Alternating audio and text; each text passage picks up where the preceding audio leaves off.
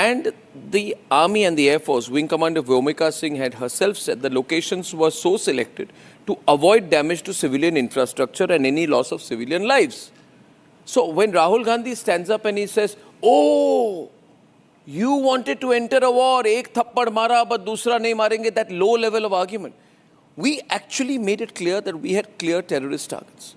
We made a public-facing statement by this. And the Air Force said that we deliberately did the due diligence and selected specific camps for targeting. Yep. What is the mystery here? What is this great eureka moment that this fellow Rahul is having out here? It's a known fact. There's nothing new about it. We've said we've only hit terrorist camps. What have we been hiding? What is he claiming? Did it make any sense to you, sir? No, not at all. Because we hit only the terror camps. We made it clear that we didn't hit any military or civilian targets. We eliminated the terror camps because they were troubling us. They went.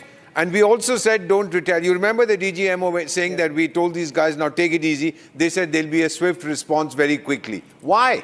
We are only eliminating, and you yourselves claim to be victims of terrorism. So we are helping you in a way, sir. We are eliminating the people you reared to hit us, but they are now drinking your blood. So you should be grateful to us that we eliminated these characters. I just don't understand the logic.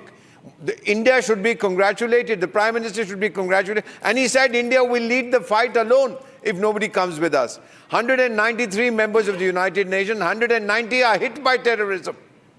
Not one of them has condemned Operation Sindoor. Who does it, sir? Leave out Turkey and Azerbaijan and China. Who else has condemned it? Nobody.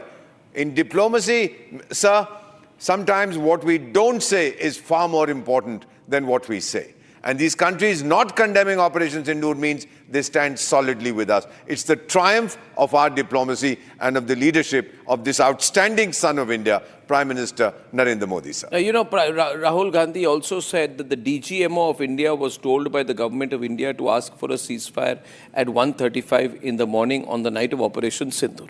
I remember that night. Sir. I remember that night, Shravan. We were all up here. We were here in this studio. At 1:35, we woke up the whole world, including you, Deepak Vora. Yes, sir. And the fact is, it is a complete and absolute and utter and dangerous and dastardly lie to say that the DGMO will ask for a ceasefire within 22 minutes of the first attack on the first terrorist camp. And then to use that argument to say that India does not have the political will to fight. No.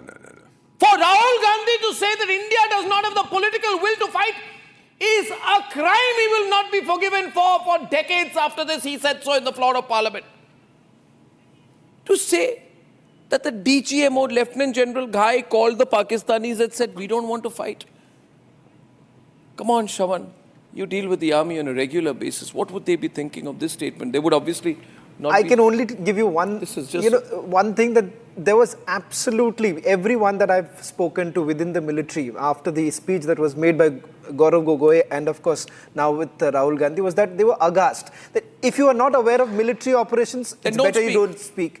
Second, you were not, no one actually would have been briefed about what really happened that moment. This is the only thing that the Prime Minister has on the floor of the Parliament has made it very clear. The External Affairs Minister has made it very clear that look here, our precision strikes that were carried out, we told Pakistanis that this was in response, and the fact that this was only limited to the terror infrastructure.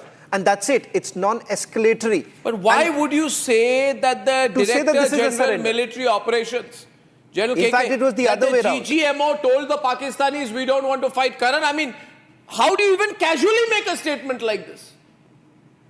Karan? No, Arnab, the Prime Minister today used a word, Bayan Bahadur.